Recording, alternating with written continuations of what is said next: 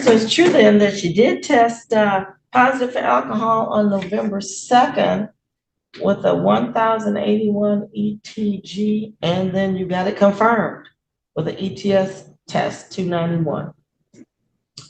So that's correct? Yes, Judge, she did indicate to me that it was. I'm asking her. Oh, She's sorry. the one pleading.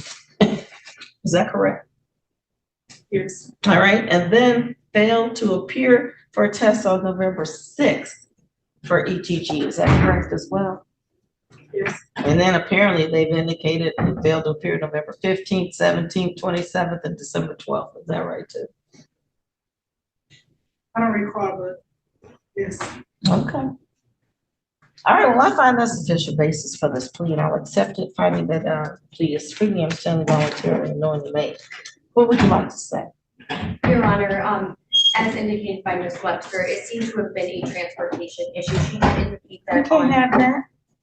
I completely agree. I did go over everything with her, and I did advise her that if she were to have a scram tether, it would be a continuation of monitoring the alcohol levels, and that way she would not have to worry about transportation. Her father is in the court with her today for support. He has indicated that he is a supervisor, and he would often take off work to take her to and from testing. Today, she is going to Common Ground Rehab to address those issues. So we respectfully request that you follow the recommendation from probation for the scram tether, because Ms. Webster is also in agreement with that. People wish to be heard. Absolutely, Your Honor.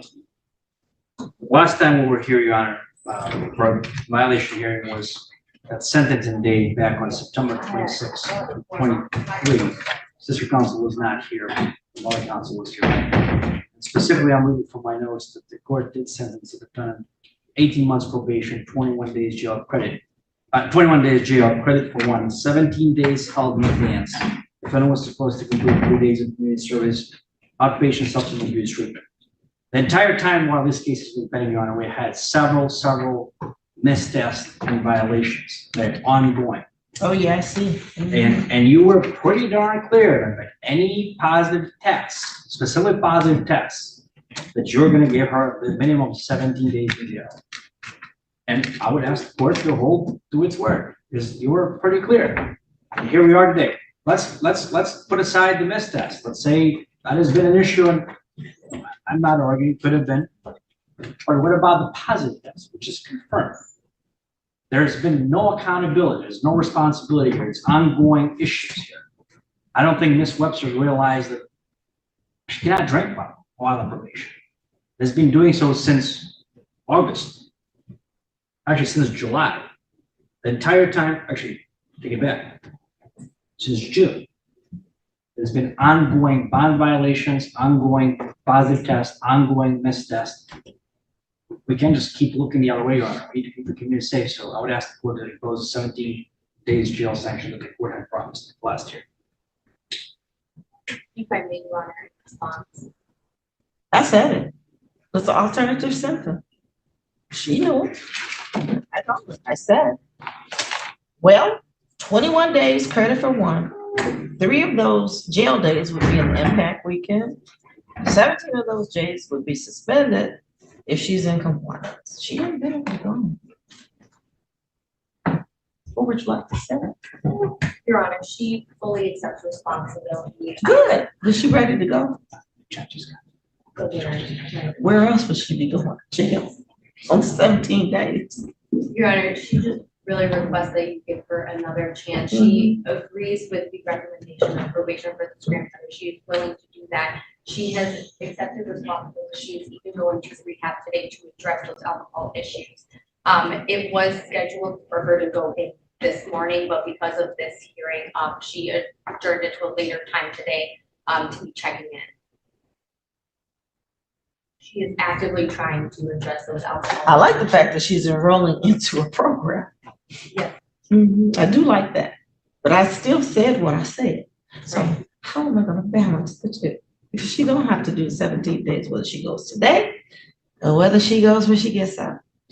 Judge, if I may, maybe you can have her enroll with the Scram Tether, and if within those 60 days, she, violates and tests positive again, you can hold her in terms of those 17 days again. But she will be entering into rehab today, and she does acknowledge that it was a transportation issue. I don't care about transportation issues because she got 2 legs Right, Judge. and she could walk. I- She could ride a bike. I explained. She could call a friend. Right. It's just too many ways to get around. People do what they want when they want to. This is a party. I'm sure she could get there. This just happens to be testing, so it's hard because it's testing. But people do what they want. And if I had to face somebody that's got my jail sentence over my head, I would make sure I'm getting there some kind of way. I agree, Judge, yes. If I may, she just respectfully requests that you shall be safe. I did. That gave her no direct jail the first time. Right. And this is a high BAC case. Let me see what. 0.21, Your Honor. Yeah, 0.21. I was about to see what it was. So, I applaud her for finally deciding she needed to do something. But, the prosecution was right to a large extent too, that throughout the whole test, this whole case has been hundreds, it looks like, but I'm sure it's not hundreds, but it just looks like it. No show after no show after no show after no show. And I never did anything. Because I kept saying, well, let's give her a chance. Now you ask me again. Nope, my goodwill's gone out. She'll do 17 days in Oakland County Jail, no credit. Then she will enroll in Common Ground Rehab after she's released. $100 violation cost she'll pay, and she'll get a Scram Tether within 24 hours of release from jail. That's the sentence of the court.